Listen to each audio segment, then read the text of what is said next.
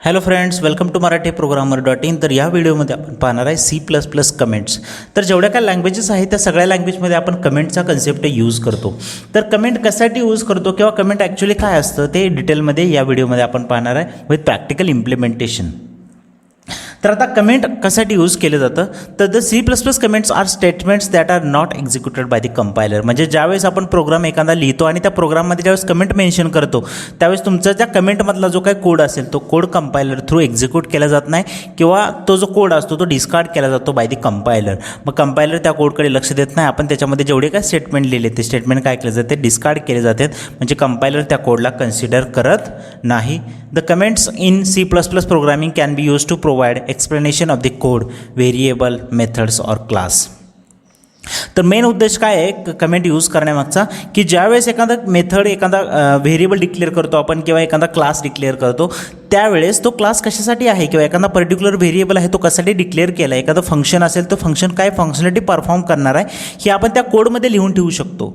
ज्याच्यामुळे काय होतं की आपल्याला डेव्हलपरनी लिहिलेला जो कोड आहे तो पुढं आपण ज्यावेळेस टेस्टरकडे देतो त्यावेळेस टेस्टर काय करतो, टेस्ट करत असताना त्या टेस्टला इझिली समजतं की हा जो पर्टिक्युलर व्हेरिएबल आहे तो कशासाठी यूज केला किंवा हा जो ब्लॉक आहे तो काय कॅल्क्युलेट करतोय किंवा कोणतं परफॉर्म ऑपरेशन जे आहे ते परफॉर्म करतोय ते आपल्याला इझिली समजतं. त्यासाठी काय करतो आपण आपल्या कोडमध्ये कमेंट्स करतो. मग ज्यावेळेस आपण कमेंट्सचा यूज करतो कोडमध्ये त्यावेळेस आपल्याला रिडॅबिलिटी कोडची वाढते. म्हणजे एखादा ब्लॉक कशासाठी लिहिला आहे, एखादा व्हेरिएबल कशासाठी लिहिला आहे ते आपल्याला इझिली समजतं. म्हणजे कोणीही कोड लिहिलेला असेल आणि नवीन पर्सन जरी येऊन तो कोड हँडल करत असेल तर त्याला इझिली कोड समजतो. तर त्यासाठी काय करतो आपण कमेंट्सचा यूज करतो. By the help of comments you can hide the program code also. म्हणजे सपोज तुम्ही प्रोग्राम काहीतरी करताय आणि प्रोग्राममधला एखादा पर्टिक्युलर ब्लॉक आहे तो तुम्हाला एक्झिक्यूट करायचा नाही, तर तो एक्झिक्यूट करायचा नाही आहे पण तुमच्या प्रोग्राममध्ये तर तुम्हाला ठेवायचा आहे. नेक्स्ट टाइम गरज पडली तर तुम्ही कमेंट फक्त काढले तरी तो कोड एक्झिक्यूट झाला पाहिजे. अशा केसमध्ये पण आपण काय करतो तर कमेंटचा यूज करतो. म्हणजे कमेंटचे दोन मेन पर्पज आहेत की ज्यावेळेस आपल्याला आपला कोड हाईड करून ठेवायचा असेल त्यावेळेस पण आपण कमेंटचा यूज करतो किंवा जे काय व्हेरिएबल्स क्लासेस असेल किंवा फंक्शन्स असतील ते कशासाठी डिक्लेअर केले आहेत किंवा त्यांची फंक्शनॅलिटी काय आहे ते जर आपल्याला त्याच्यामध्ये मेन्शन करायचे असेल तरी पण आपण कमेंटचा यूज करतो. तर प्रत्येक लँग्वेजमध्ये कमेंटचे दोन टाईप आहेत. तसे C++मध्ये पण कमेंटचे दोन टाईप आहेत.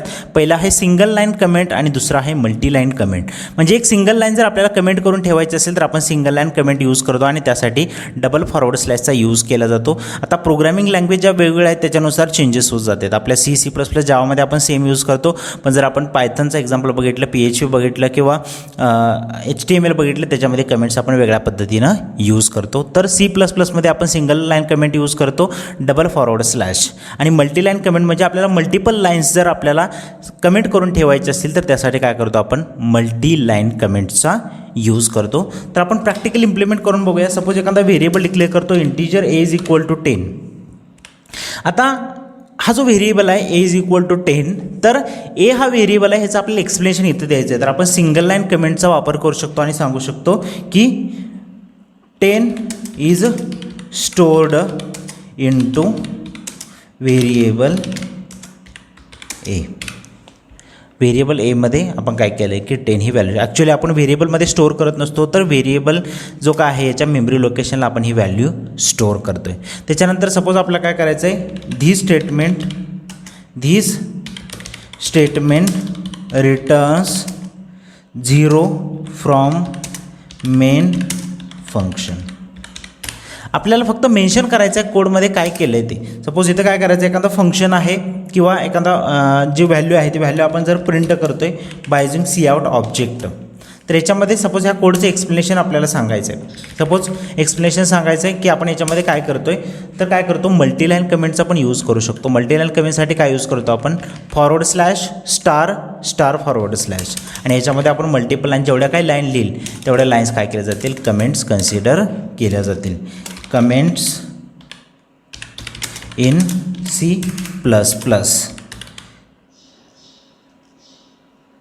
There are two types of comments in C++. In C++ पहिला आहे सिंगल लाईन कमेंट आणि दुसरा आहे मल्टी लाईन कमेंट. ठीक आहे, सिंगल लाईन कमेंट आणि मल्टी लाईन कमेंट. आता इथं किती लाईन्स केलेत कमेंट आपण 1 2 3 आणि 4 लाईन जे आहे ते एका कमेंटच्या अंडर आपण बाइंड केलेत. म्हणजे ह्याला काय म्हणतो आपण मल्टीलाईन कमेंट. आणि एका सिंगल लाईनला जर आपण त्याच्या कमेंट करत असेल तर त्याला आपण काय यूज करतो डबल फॉरवर्ड स्लॅश म्हणजे सिंगल लाईन कमेंट. याच्यामध्ये प्रिंट करूया व्हॅल्यू ऑफ ए इज, मग जे काय व्हॅल्यू असेल ते आपण इथं काय करूया प्रिंट करूया. एमध्ये स्टोअर आहे आणि इथं सांगूया की this code will print value of A. एची जी व्हॅल्यू असेल ते हा प्रिंट करणार आहे म्हणून आपण सांगितलं. हा कोडला सेव्ह करूया, कंपाईल करूया आणि एक्झिक्यूट करूया. तर व्हॅल्यू ऑफ ए इज 10 एवढंच आपल्याला प्रिंट झाले. बाकीचा जो काय कोड आहे म्हणजे मल्टीलाईन कमेंटमधला असेल किंवा सिंगल लाईन कमेंटमधला असेल हा एक्झिक्यूट होत नाही. कंपायलर ह्या कोडला कन्सिडर करत नाही. तर याच्यासाठी काय करतो आपण तर मल्टीलाईन कमेंटचा यूज करतो आणि सिंगल लाईन कमेंटचा पण यूज करतो डिपेंडिंग अपॉन आपल्याला किती लाईन त्याच्यामध्ये कमेंट करून ठेवायचे. हा पहिला पर्पज झाला की कोडबद्दल इन्फॉर्मेशन सांगत असेल. इथं सपोज एखादा व्हेरिएबल असेल फ्लोट बी आणि हा व्हेरिएबल इज इक्वल टू 20.5 काहीतरी स्टोअर केले आपण, पण हा व्हेरिएबल आपण पुढं कुठंच यूज करत नाही. काय करत नाही हा व्हेरिएबलचा पुढं कुठंच यूज करत नाही. मग आपण काय करू शकतो याचं जर आउटपुट बघितलं तर आपल्या एची फक्त व्हॅल्यू प्रिंट झाले, बीचा कुठंच यूज झाला नाही. मग आपण ह्याला कमेंट करून ठेवू शकतो. मग ज्यावेळेस आपल्याला गरज पडेल त्यावेळेस आपण कमेंट काढले की त्या बीचा पुढं यूज करून घेऊ शकतो. म्हणजे दोन्ही पर्पजसाठी एकदा आपल्या कमेंटमध्ये आपल्याला कोड हाईड करून ठेवायचा असेल किंवा आपल्याला आपल्या कोडबद्दल इन्फॉर्मेशन सांगायचं असेल तर आपण काय करतो कमेंट्सचा यूज करतो. व्हिडिओ आवडला असेल तर नक्की लाईक करा, शेअर करा आणि आपल्या मराठी प्रोग्रामर या यूट्यूब चॅनलला सबस्क्राईब करा. Thank you for watching this video.